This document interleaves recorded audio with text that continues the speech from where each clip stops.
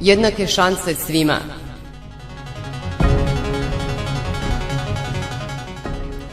Uravnotežimo se. Oba pola jednako ista društvena vrednost. Dostojanstvo.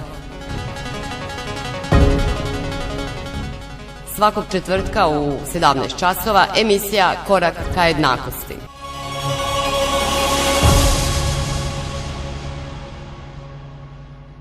Poštovani slušalci, dobar vam dan i srdačan pozdrav svima vama koji ćete i u nastavku našeg programa ostati na talasima radija Banjska Kosa. Na redu je novonedeljna emisija, kao i svakog četvrtka, Korak ka jednakosti.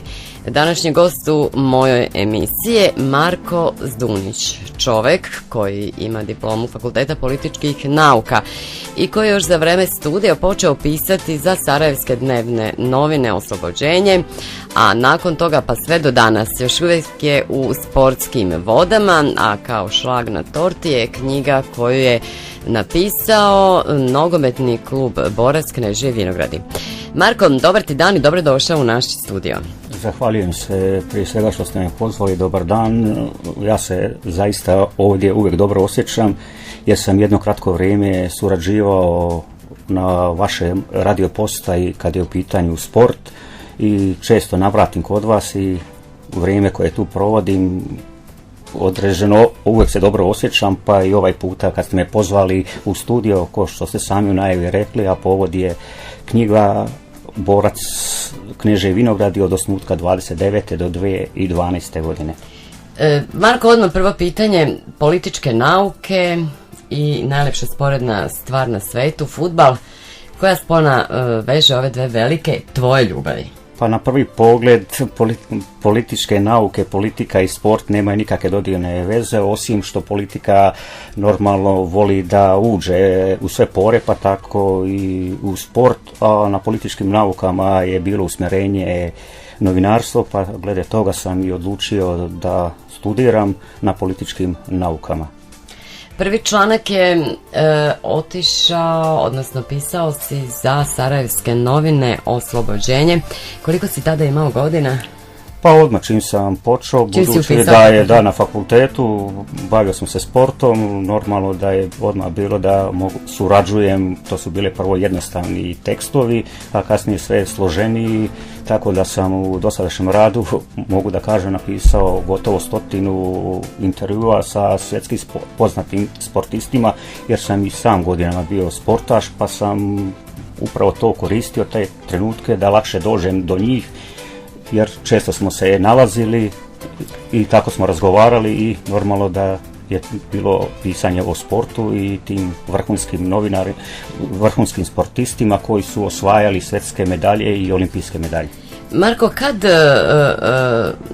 u koje doba sežu tvoji prvi počeci ka sportu? Da li je to bio fudbal?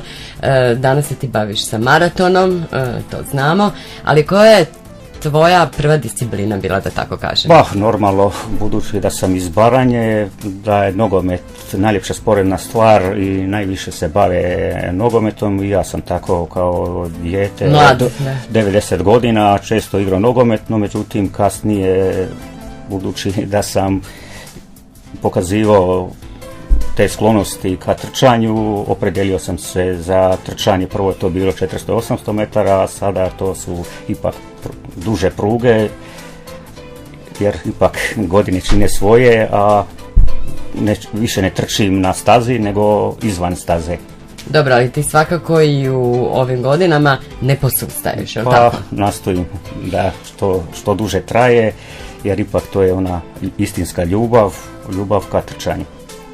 Na početku knjige, kada sam čitala knjigu, piše da si ovu knjigu posvetio svojim roditeljima koji su nažalost danas pokojni. Da, kao što sami kažete, nažalost danas su pokojni jer sve što sam postigao, upravo sam postigao zahvaljujući njima jer su me i učili kakav da budem i čovjek, nastojim da takav budem, kakve su me kao dijete učili, pripremali, pa zato se i zahvaljujem njima kao upomen kad sam ovu knjigu napisao. Majci Kati i ocu Mili. Mili, jest. Zašto Borac, pretpostavljam Knežije Vinogradi? Pa zato što tamo živim, stjecajem okolnosti, poznata sportska djelatnica Branka Juhas povodom 40 godina Baranjskog podsaveza, nju je zamolio novinar Kerže da napiše knjigu jednu gdje bi objedinio sve klubove koji sada postoje. Znači nakon 40 godina 2012. došla je kod sportskih djelatnika u Borac, oni su rekli eto to može Marko napisati. Ja sam krenio to, na nekoliko sam stranica napisao, eto da to bude, još ta knjiga nije izašla u Keržu gdje će biti 30 i nekoliko klubova koliko sada postoje. Vremenom kasnije sam to proširivao jer sam imao i materijala, eto tako da je knjiga došla da ima više od 50 stranica. Ugledala je svetlost dana kada, Marko? Pa ugledala je u 5. mjesecu, istina to je bilo malo nezgodno vrijeme zato što u to vrijeme su bili i izbori, tako da su bili posvećeni ovim izborima i konstituiranju općinskih vijeća, tako da prvi broj knjiga sam u stvari sredstvima svojim i ti koji su željeli da imaju knjigu, to su sad sredovječni ljudi, da se posjete na mladost, tako da sam odštampao određeni broj primjeraka i onih obveznih primjeraka i oni koji su mi na knjizi radili, a vjerujem, budući da je sad sezona godišnjih odmora na izmaku, da će mi pomoći prije svega županija pa i općina kad sad isteknu godišnji odmori, tako da ću doštampati još određeni broj primjeraka do ovih broja 200 koliko stoji u ovoj knjizi. Pre nego što pređemo na knjigu Istoriju fudbalskog kluba Borca, koliko dugo si pisao knjigu, Marko? Pa ja sam pripremao, što kaže, ideja je trajala praktični 7-8 godina, ali intenzivno sam pripremao jedno 10 mjeseci, morao sam obići više ljudi, budući da fotografija nema, nažalost, puno tih, tako da u jednom određenom dijelu se i zahvaljujem svima onima koji su mi pomogli u fotografijama, koji potkrepljuju uspjehe Borca, jer ova knjiga u stvari govori o uspjesima Borca, znači kad osvajaju prva mjesta, viši stupnji natjecanja, kvalifikacije za viši stupanj natjecanja, kao i kupove koje osvajaju i finala nogometnih kupova. Normalno u toj knjizi se nalazi i prva utakmica koju je Borac odigrao odmah nakon što se osnovao 1929. godine, to je sa Petlovčanima. Zatim tu se govori, ima dosta drugih podataka, između ostaloga i prva godina kad je Borac počeo igrati prvenstvene utakmice, on je nažalost počeo tek igrati 51. 52. se on do tada igrao je prijateljske utakmice, spominju se također i 3 terena koje je Borac koristio za ovih 83 godine. Prvi teren je bio kod nekadašnje željezničke stanice, sad je to deponija smeća. Drugi teren, to je sad pomoćno igralište 55. koje je Borac napravio kad je zadruga ustupila zemljište, i sad ovo treće igralište, to je od 82. godine. Tu je također, spominju se i uspjesi Borca kroz ovih 80 i nešto godina. Prvi veći uspjeh je bio Borca 1961. kad je Borac osvojio prvo mjesto i ušao u tadašnji Osječki podsavez, zatim 68. 69. kvalifikacije, kao i nažalost nije uspio, onda u 72. kad je oformljen Baranjski podsavez, 79. 80. kad je kao prvak bio i ušao u slavonsku zonu, 80. godine koje su najuspješnije godine Borca govore također u uspjesima, tu je potkrepljeno normalno i sve fotografije, kad je u tih 10 godina prešao 3 stupnja natjecanja, osvajanje kupova 71. 83. 91. godina, zatim tu su godine kad je Borac ušao u prvu županijsku nogometnu ligu, kao i zadnjih 5 godina koje su obrađene temeljno. Tu je također u knjizi se nalaze i najbolji igrač, najbolji strelac, 22 nogometaša najbolja u povijesti, normalno uz dogovor sa ljudima koji ipak njihova ta seže dalje, koji poznaju problematiku Borca maltene od prvih dana, tako da ima zaista tu puno podataka. Tu je i prva zvanična nogometna utakmica u povijesti koja je odigrana pod reflektorima, rasvjeta, semafori i sad sistem za navodnjavanje. Dakle, Borac zaista sada može se reći ima zaista vrhunske uvjete. što možda brojne generacije ranije to nisu imale. Pa još očekivati da će Borac i dalje postizavati zavidne uspjehe, jer u ovih u zadnje 3 godine Borac je najuspješnija momčad u Baranji, jer je u ove 3 zadnje godine osvajao 4., 3., odnosno 2. mjesto. Vrlo interesantno da iz prvog razdoblja postojanja Borca, znači sve do 1950. godine, više nema živog niti jednog fudbalera. Nažalost da nema, da je možda ranije knjiga pisana, možda tamo negdje 85. vjerojatno da bi bilo malo više podataka, ali nažalost i ljudi koji su tada igrali, oni bi sad već bili maltene 100-godišnjaci, nikoga nema živoga, od njihovih možda unuka, potomaka, niko nije imao fotografije, tako da su te rijetke fotografije koje su ti do 50 godina, ima najstarija fotografija 35. i tu 41. 42. to su te fotografije do 50 godina. Ko ti je onda bio najbliži saradnik? Pa najbliži suradnik bio mi jedan od možda najboljih igrača Borca, to je Vlatko Lozančić. On mi je dosta pomogao u tim fotografijama 50. i 60. godina, jer on igrao od 53. do 69. On mi ustupio jedno 5-6 fotografija. Tu su također još drugi ljudi koji su mi ustupili svoje privatne fotografije u kupovima. Tu je također, moram se zahvaliti i Lečiću, djelatniku u Beljskom arhivu, koji mi isto također tražio sam neku pomoć, on mi je rado izašao u susret, tako da mi je izvadio neke podatke o Borcu, tablice i tako da se svim tima ljudima mogu da se zahvalim, što isto u knjizi Borac Kneža i Vinogradi osnutka 1929. do 2012. godine stoji. Također moram se zahvaliti i drugim ljudima koji su mi radili na pripremi ove knjige, jer teško bi sam ja to mogao. To je prije svega, moram se zahvaliti Jovanu Nediću, uredniku, koji sam zamolio. Mislio sam nema toliko vremena, pa eto da ga stavim, on je ipak to ozbiljnije shvatio, pa rekao ako me već stavljaš, onda mi dostavi da vidim te podatke, da ipak znam o čemu se radi. Tu je također Neno Radić koji mi je pomogao u prelomu knjige. Također tu je poznati baranjski novinar Tasliđić koji mi je također pomogao u recenziji, kao i unosu podataka i u početku fotografija koje je sve stavljao, dok nije se uključio Jovan Edić, Marku Takaču. Tako da to su ti ljudi koji su mi najviše... U fudbalskoj istoriji Borca je bilo mnogo nadarenih nogometaša koji su već na početku karijere, a da nisu ni ozbiljno počeli igrati za Borac, otišli igrati u veći klub. Uglavnom u fudbalski klub, recimo Osijek. Pa koji su to, onako da ja kažem, malo jači igrači bili? Pa uvijek je tu bilo u Baranji igrača nadarenih prije svega za nogomet, tako da i u Borcu bilo nekoliko igrača koji još nisu ni ozbiljno ni počeli igrati u Borcu, još su bili znači juniori, da ih je uočio tada normalno prvoligaš Osijek, i kad neko tako dobije taj poziv, tako je bilo i za ovo nekoliko igrača koji se tu spominju. Između ostalo tu su Luka Kostić, Dragutin Špoljar i Čarlika, koji je prema mnogima najbolji igrač Borca u ovoj povijesti. Također tu je i Šmudla koji je igrao 10 godina u Osijeku, sada je u Austriji, tamo je trener, kao i Horvat koji je bio golman.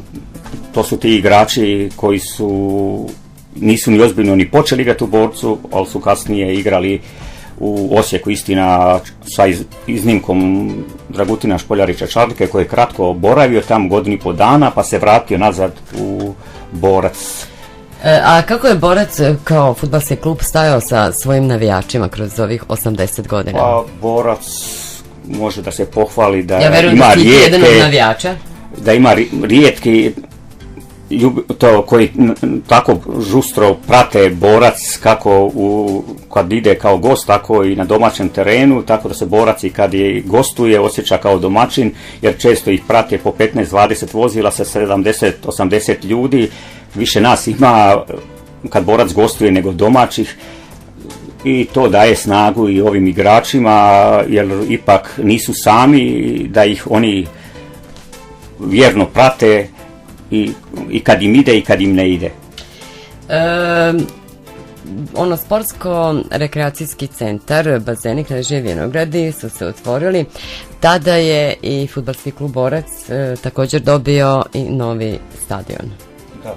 To je veoma značajno bilo i za Kneževe Vinograde i za vas kao stanovnike Kneževih Vinograda, a pogotovo za fudbalere. Pa ja sam sad prije par minuta upravo spomenuo da Borac zaista sad ima ovaj velelepni stadion i sportski rekreativni centar i zahvaljujući tome ti baš upravo 80. godina Borac je postigao najveće rezultate kad je u tih 10 godina prošao 3 stupnja natjecanja i to upravo zahvaljujući ovim dobrim uvjetima koje on ima. I dobrim ljudima koji su omogućili zapravo da se to sve pa sigurno ostvari.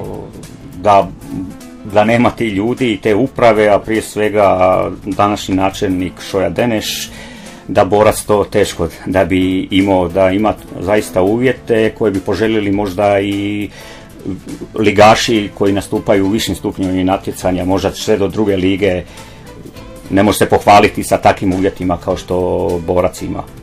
Da li mogu rezimirati podno da te pitam, da li današnja opštinski ljudi, opštinari imaju razumevanja za fudbalski klub Borac? Tako da toga nema, sigurno da Borac ne bi postizavao takve uspjehe koje postiže. Sam rekao da u zadnje 3 godine Borac je najbolje plasirana momčad u Baranji, jer je u zadnje 3 godine osvajao 4., 3. i 2. mjesto. Eto, sa malo više sreće možda je mogao već upravo završeno prvenstvo da osvoji 1. mjesto i da ode u viši stupen, što ne znači da neće to već učiniti naredne godine. Istina, i drugi klubovi očekuju i nadaju se da će osvojiti 1. mjesto, ali mi ćemo sve poduzeti, to misli se na Borac, da i ove godine igra zavidnu ulogu i da će sve od sebe da, ako nije mogao prošle godine osvojiti, da ove godine osvoji 1. mjesto.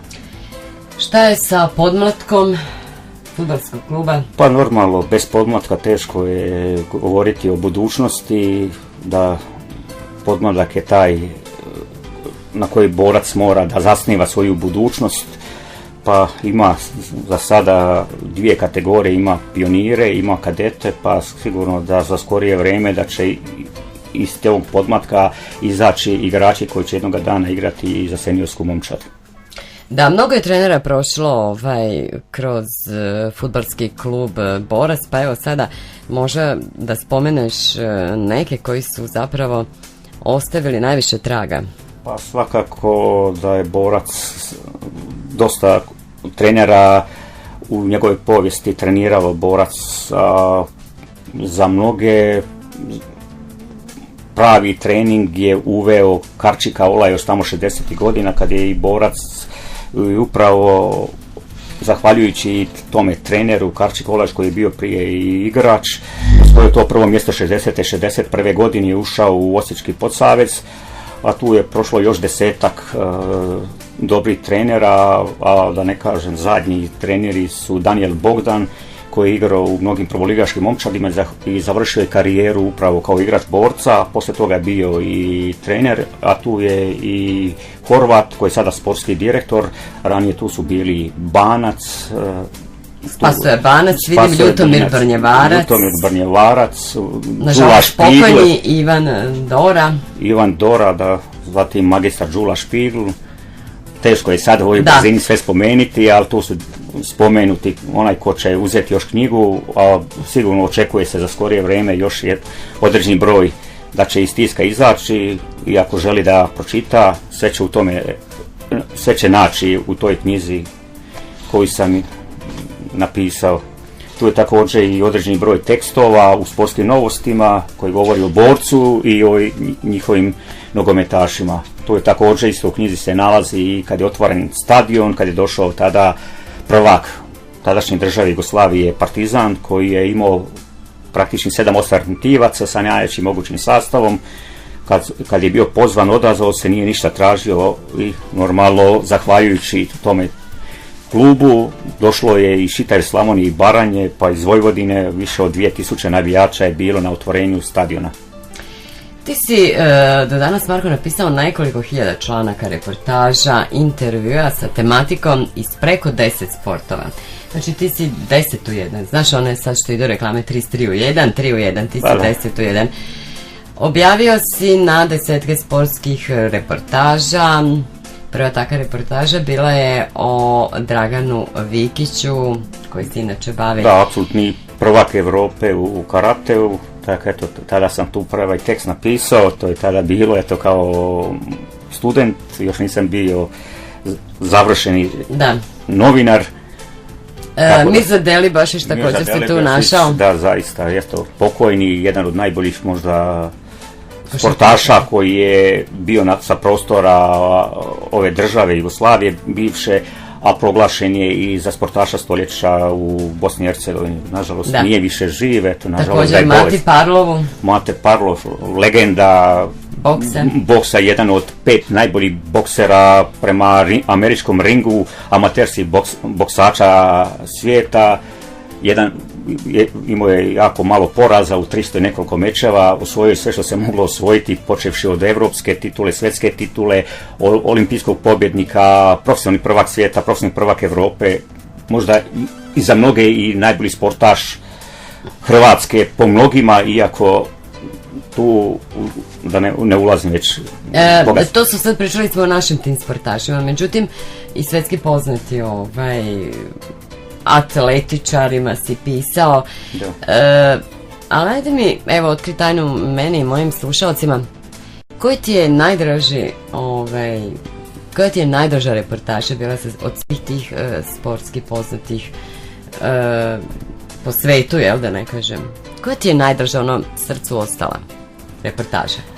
Pa teško je sada reći to, kad bi neko rekao koje ti je najdraže dijete. Mislim, ima više njih, može to biti i o Mirzi Delibašiću, ali svakako da je to o Steveu Ovetu, po meni možda najboljem sportašu svijeta svih vremena, što ga mnogi smatraju da je čudak, ali zaista vrhunski sportaš i vrhunski čovjek. Imao sam čast i sa njim da treniram kad sam bio mladi i tako da mi je to možda ostalo u sjećanju sve vremeno kad sam trenirao. Bio sam malo podalje od njega, više sam gledao njega nego sam trenirao, on je valjda to primijetio i pozvao me, kam hija da dođem i da sa njim treniram, tako da onaj trening koji sam prošao, kod da sam osvojio 5 zlatnih medalja. Ja sam bio mladi, da, i za mene je on najbolji sportaš i najbolji srednjoprugaš svijeta svih vremena, jer je zaista u njemu bilo spojeno i brzina i izdržljivost, mogao je trčati fenomenalno i 400 metara, za one koji bolje prate atletiku, mogao je trčati 400 metara, 45, 800 metara je bio vrhunski, 1500 metara, 5 km mogu i u ono vrijeme trčati ispod 13 minuta, nikad ga nisu zanimali svjetski rekordi. Ipak ima nešto što ti je ostalo, da. Marko, osim što si napisao knjigu Fudbalski klub Borac, s čime se još danas baviš? Pa eto i dalje, tako pišem o sportu, surađujem, eto često i kod vas navratim, tako kad nešto treba možda će i dalje suradnja biti. Treniram. Treniraš, znam da treniraš. Pratiš sve naše mlade nade, bilo to fudbal, bio to rukomet. Jednostavno, volim sve sportove, onaj ko voli sport, onda ne može da dijeli oče nogomet, oče ovo, znači sve moguće sportove i sretan sam kad vidim da se novi klubovi osnivaju, bez obzira što je tu najpopularniji nogomet na ovim prostorima, ali kad imaju ovi dvoranski sportovi i ovi mali sportovi, volim sve sportove i zaista treba ih sve podržati, jer treba što više mladi ljudi da se bavi sportom, da jednostavno da ih ne odvuče ulica i treba im pomoći u tome. Znam da inače pomažeš sve ove mlade ljude koji se žele baviti sa sportom, čak što više i budeš i trener ovim mladim našim devojkama. Još uvijek se možeš u koštac uvatiti sa ovima mladima u trčanju, to znam. Eto što samo kažeš, da ponekad kad me nekad pozovu pa eto malo treniram, to eto zna zato što ti čerka trenira u rukometu, pa kad me pozove profesor Šašlić, eto tako dođem pa malo sa njima radim, malo kondiciju, trening i tako, koliko mi vrijeme dozvoli i tako. Marko, kako spojiš, obzirom da si iz Kneževih Vinograda, putuješ, često si na putu, često pratiš, ne često, nego ti pratiš sva sportska događanja. Da li je to teško? Pa onaj ko voli nije. Nije. Jer jednostavno to je dinamičan posao, takav sam i po prirodi, teško bi mogao zamisliti se da sam u jednoj prostoriji, da sam molim da se često me viđaju sa torbom, vide me za 15 minuta na jednom kraju Karanac, Beli Manastir, Kozarac, da. Eto, tako da stalno sam po Baranji da se šećem u pokretu. Ovo je, Marko, bila tvoja prva knjiga. Da li ćeš ostati u tim vodama? Pa nastojim da još nešto još napišem, vjerovatno nije i posljednja knjiga, planiram sljedeće da to bude, a možda su to upravo te 100 svjetskih reportaža što govore upravo o tim sportistima koji sam pisao kroz novine i tako da to objedinim, eto da kad neko čita da sad to vidi nakon sa jednim odstupanjem od 10, 20 i više godina, sve ti vrhunski sportisti koji neki među njima nažalost više nisu živi, ali nažalost udarili su korijene i u tom sportu i poznati su ne samo u ovim našim prostorima, već i širom svijeta. Da, Marko, u svakom slučaju, hvala ti što si bio gost naše emisije Koraka jednakosti. Ja ti želim još puno knjiga, puno reportaža, puno članaka i puno svjetski poznatih sportaša koji si ti već pozamašan broj i upoznao. Hvala i tebi što si me pozvala u ovu emisiju, što sam se rado odazvao, upravo eto da malo govorimo o toj knjizi za one koji nisu imali priliku da je pogledaju i da pročitaju, pa vjerujem da će nakon toga da ih će i zainteresirati i da će je uzeti. Hvala još jedan put. Evo vama, poštovani slušalci, za 7 dana u isto vreme na istom mjestu, do tada srdačan pozdrav.